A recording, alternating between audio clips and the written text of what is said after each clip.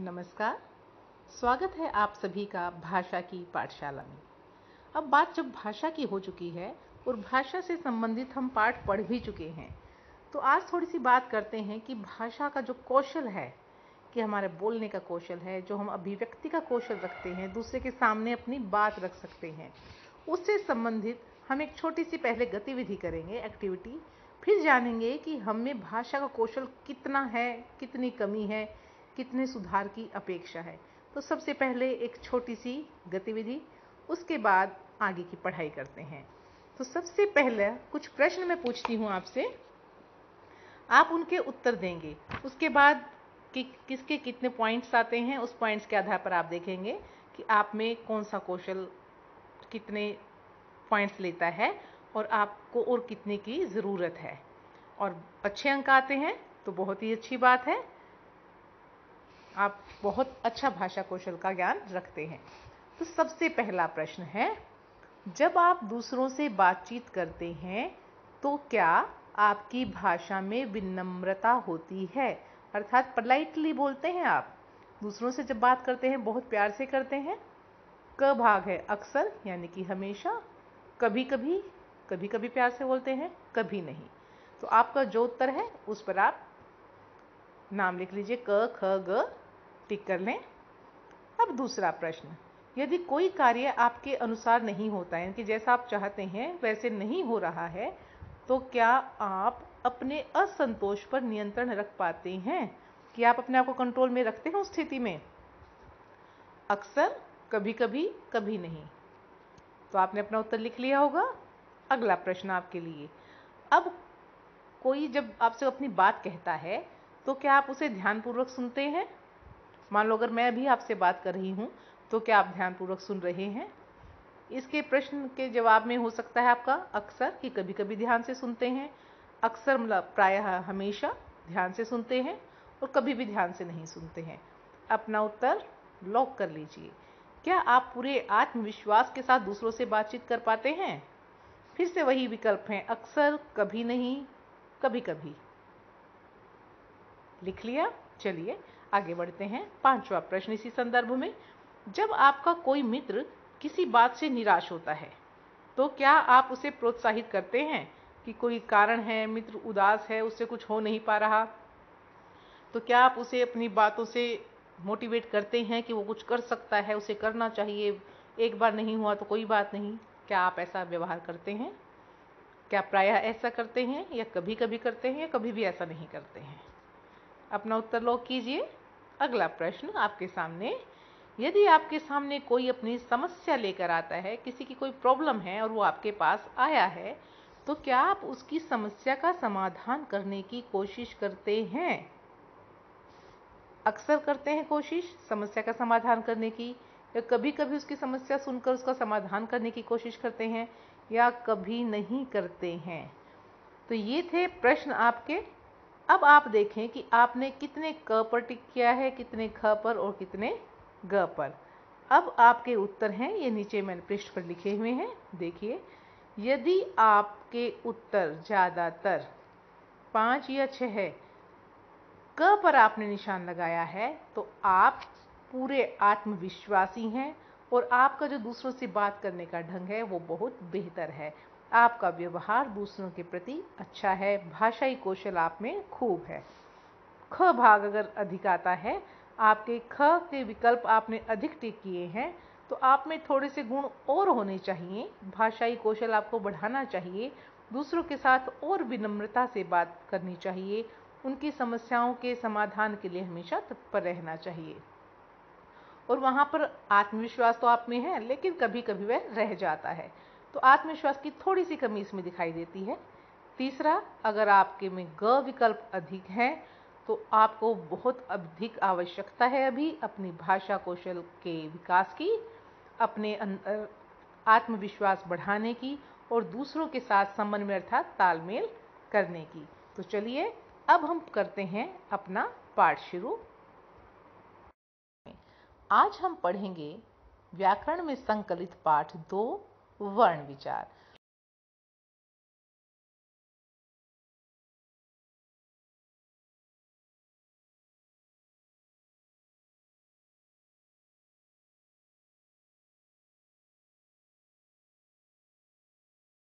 क्या होता है।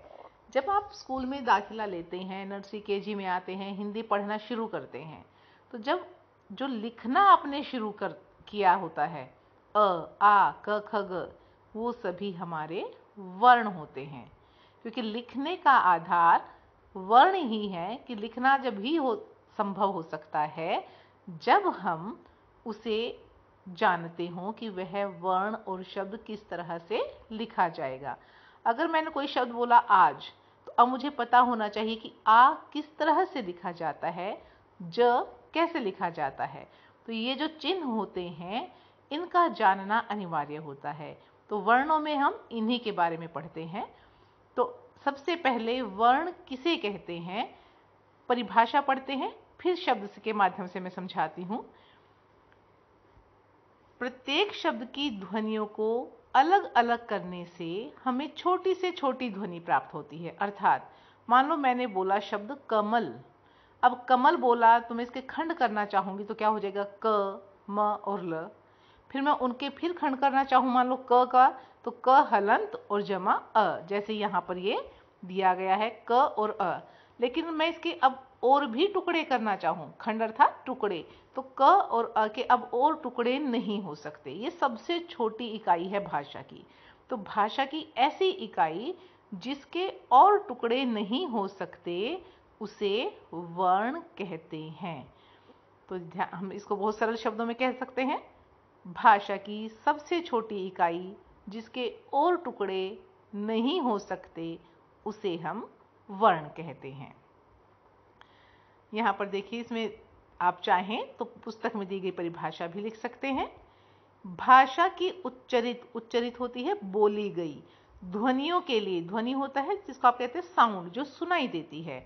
बनाए गए लिपि चिन्ह होता है एक ढंग की, भाषा को लिखने का जो ढंग होता है उसके लिए जो चिन्ह बनाए गए हैं।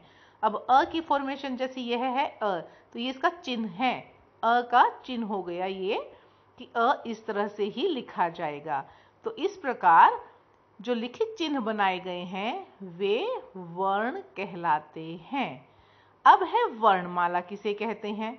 अब माला क्या होता है, जैसे हम फूलों की माला बनाते तो बहुत सारे फूलों को एक साथ पिरो देते हैं धागे में और वो माला बन जाती है। ऐसे ही जो हमारी अपनी हिंदी भाषा है उसमें भी अनेक वर्ण हैं, बहुत सारे हैं। तो अब उनको एक क्रम से, व्यवस्था से, ढंग से रखा गया है कि किसके बाद क्या आना चाहिए। बड़ी वैज्ञानिक व्यवस्था है ये कि इसके बाद यही वर्ण क्यों आना चाहिए, इसका एक जवाब है हमारी वर्णमाला में, हमारी हिंदी भाषा में। तो वर्णमाला में जैसे अ के बाद आ है, फिर ई के बाद ई है, ये सब बहुत सोच विचार कर जो भाषा वैज्ञानिक हुए हैं उन्होंने बताया है।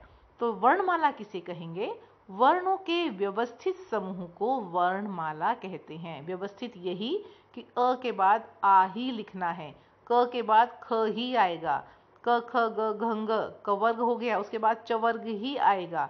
क्योंकि जहाँ से मुंह के अंदर से जिन स्थानों की सहायता से बोले जाते हैं उनके आधार पर अनेक और चीजें हैं जिनके आधार पर इनका सीक्वेंस, इनका क्रम निश्चित किया गया है।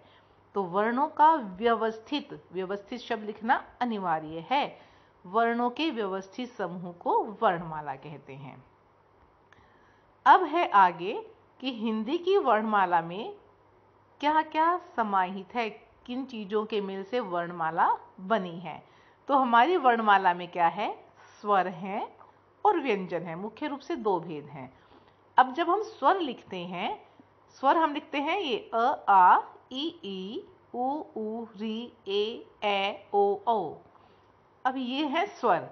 लेकिन कभी कभी हम क्या करते हैं, जब हमने बचपन में कभी सीखा होगा आपने भी, अंग और अह भी साथ में लिखते हैं, लेकिन वो दोनों स्वर नहीं होते हैं, उन्हें कहते हैं अयोगवाह।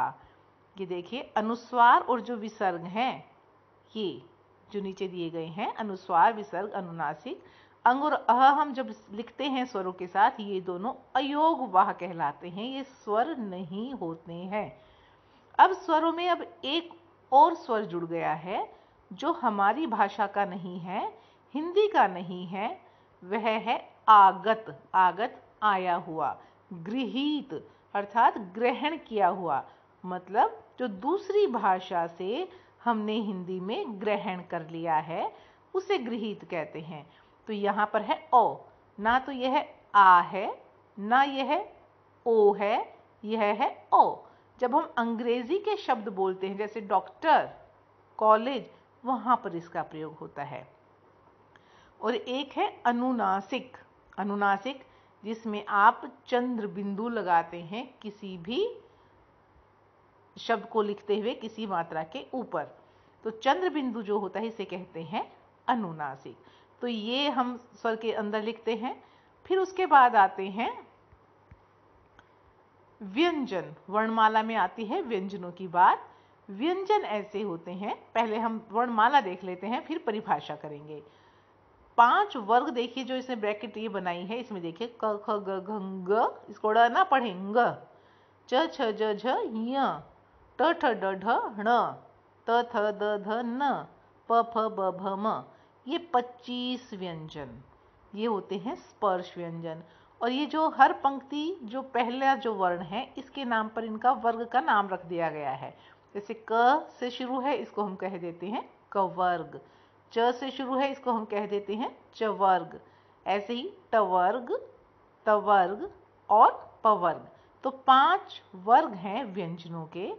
इसके बाद आता है य र ल व, इन्हें कहते हैं अंतस्थ व्यंजन। अंतस्थ बीच में स्थित, स्वरों और व्यंजनों के बीच की स्थिति वाले जो व्यंजन हैं उन्हें अंतस्थ कहते हैं। फिर आता है ऊष्म। ऊष्म जिसमें ऊष्मा सी निकलती है, गर्म हवा निकलती है बोलते समय। श श स ह, ये वर्णमाला जिस तरह से लिखनी है हमें ऐसे ही लिखनी होती है और ऐसे ही आप याद करेंगे और इसे लिखेंगे। फिर आएंगे संयुक्त व्यंजन, ऐसे व्यंजन जो 2 व्यंजनों के मेल से बनते हैं। ये 4 हैं हमारी वर्णमाला में। क्ष, इसे क्ष ही पढ़ें क्योंकि क और श से बनता है, छ ना पढ़ें। क्ष, त्र, ज्ञ और श्र। फिर आते हैं गृहीत व्यंजन। गृहीत अर्थात ग्रहण किए हुए, जो दूसरी भाषाओं से आए हैं। तो हिंदी में जो है उर्दू फारसी के बहुत सारे शब्दों का प्रयोग होता है, तो हमें उसकी भी 2 ध्वनियाँ, ये कुछ ध्वनियाँ हैं अपनी भाषा में लेनी पड़ी। क ख ग ज फ, जो इनके नीचे नुक्ता लगाई बिंदी लगी है ना, इसको नुक्ता बोलते हैं। अब ऊपर देखिए क ख ग, यहाँ पर हम नुक्ता नहीं लगाते हैं, ये हिंदी के हैं। लेकिन जो ये नीचे है इन पे सब पे नुक्ता लगा हुआ है, ये फारसी के होते हैं। तो अब जो है क ख ग, इनका प्रयोग हिंदी में कम होता है। ज और फ जिनके नीचे नुक्ता है उसका प्रयोग हिंदी वर्णमाला में, शब्दों के प्रयोग में, भाषा में हम प्रायः करते रहते हैं। क्यों? क्योंकि कई बार शब्दों के अर्थ में भिन्नता दिखाना जरूरी होता है, वहां पर हमें इनका प्रयोग करना ही होता है। तो ये व्यंजनों की संख्या हुई। ये हमारी हुई वर्णमाला। स्वर और व्यंजन की वर्णमाला हमें लिखनी है तो कैसे लिखनी है। अब हम पढ़ेंगे भेद, इनकी परिभाषा, फिर इन भेदों के भी जो आगे भेद हैं उपभेद वो, और सबके उदाहरण। तो अब है वर्णमाला के भेद, 2 हैं, स्वर और व्यंजन। तो पहले हम करेंगे स्वर। तो सबसे पहले स्वर किसे कहते हैं हम वह जान लेंगे। तो परिभाषा अगर हम पढ़ें तो परिभाषा में होता है जिन ध्वनियों के उच्चारण में हवा बिना किसी रुकावट के मुख से बाहर निकलती है, तो ऐसी ध्वनियां स्वर कहलाती हैं। अब इसका अभिप्राय समझिए मतलब क्या है। अब मैंने बोला अ, आ, ई, जब इनका उच्चारण हम कर रहे हैं तो जो मुंह से हवा निकलती है, जब भी हम बोलते हैं श्वास तो हम लेते ही लेते हैं, तो श्वास वायु जो मुख से बाहर आती है वह बिना कहीं अंदर, मुंह के अंदर बिना टकराए सीधी बाहर आ जाती है। तो ऐसी ध्वनियां, ऐसे वर्ण जिनमें हवा जो हमारे मुख के भीतर कहीं नहीं रुकती, सीधी बाहर आती है, उन्हें कहते हैं स्वर। ये स्वतंत्र रूप से बोले जा सकते हैं। इसका क्या मतलब है, अगर मैंने अ बोला है तो अ ही सुनाई देगा, ई बोल रही हूं तो ई ही सुनाई दे रहा है। ये होता है स्वतंत्र प्रयोग। अब इनकी संख्या है। हिंदी वर्णमाला में स्वर कितने हैं? 11 स्वर हैं। 13 नहीं लिखेंगे, 11 ही लिखेंगे। अब वो कहता है स्वरों को 2 भागों में बांटा जाता है। आप कहेंगे हमने तो पहले 3 भी पढ़ा है, तीसरा भी होता है। उसका यहाँ क्यों उसको नहीं बताया गया है उसका कारण भी बताती हूँ। जो हमने, अगर आपने पढ़े भी होंगे तो 3 भेद पढ़े होंगे, ह्रस्व स्वर, दीर्घ स्वर और प्लुत स्वर, ये आपने पढ़े होंगे। तो जो ह्रस्व स्वर होते हैं, ह्रस्व होता है छोटा, ऐसे स्वर जिनके उच्चारण में सबसे कम समय लगता है, कि बाकी जो हम स्वर बोलते हैं उनके कंपैरेटिवली कम समय में बोले जाते हैं। और दीर्घ होता है अधिक बड़ा, तो जिनके बोलने में ह्रस्व से ज्यादा समय लगता है उन्हें दीर्घ स्वर कहते हैं। उदाहरण से समझते हैं। अब बोलिए अ, फिर बोलिए आ। तो आप देखिए अ आ, बोलने से ही पता लग रहा है कि अ में बोलने में कम समय लग रहा है और आ बोलने में अधिक समय लग रहा है। तो जिसमें कम समय लगेगा वो ह्रस्व स्वर होते हैं, जिसमें अधिक समय लगता है वो दीर्घ स्वर होते हैं। तो 4 स्वर ही हैं जो ह्रस्व हैं, अ, ई, उ, री, और बाकी कुल 11 में से 4 हो गए ह्रस्व। कितने बचे? 7। तो वो सातों आ, ई, उ, ए, ओ, ये 7 जो स्वर हैं ये दीर्घ स्वर हैं। अभी मैंने कहा था कि अब इससे पहले हम 3 भी पढ़ते आए हैं। प्लुत स्वर, उसका वर्णन क्यों नहीं है? प्लुत स्वर होता है किसी भी एक मात्रा को खींच कर बोलना। जैसे हम एक शब्द बोलते हैं प्राय ओ, अब वो जो ओ की जो मात्रा थी, हमने ओ बड़ा लंबा सा करके बोला, बहुत अधिक समय तक बोला, इसलिए जहां पर मात्रा को खींचकर देर तक बोलते हैं वो प्लुत स्वर कहलाते हैं। लेकिन अब हिंदी में इसका प्रयोग लगभग नहीं के बराबर होता है। इक्का दुक्का कोई शब्द है जिसमें हम बोलते हैं, जैसे ओम, तो इसलिए उसका वर्णन यहाँ अब नहीं किया गया है। आप 2 स्वर लिखेंगे, आपके लिए वो काफी है, क्योंकि 11 स्वर हैं, 11 के 11 स्वर हमारे इन दोनों भेदों में आ जाते हैं। अब होती हैं स्वर की मात्राएं। अब मात्रा जो है स्वर 11 हैं, तो सबसे पहला स्वर क्या होता है? अ की कोई मात्रा नहीं होती। जैसे उदाहरण है अब और कब, कोई मात्रा नहीं है। आ की मात्रा होती है खड़ी रेखा, ये जो यहाँ पर दिखाई गई है, आम, काम, इस तरह से लिखेंगे। ई, जो ह्रस्व ई होती है, जिसको आप छोटी ई बोलते हैं, इसकी मात्रा वर्ण के आगे से लगती है, जैसे दिन, किन। अब है ई, दीर्घ ई, नदी, कभी, वर्ण के पीछे से मात्रा लगेगी। उ, सुख, कुछ, वर्ण के नीचे, बाएं से दाईं ओर घूम के जाएगी। और ऊ की मात्रा वर्ण के नीचे दाएं से बाईं ओर की तरफ जाएगी।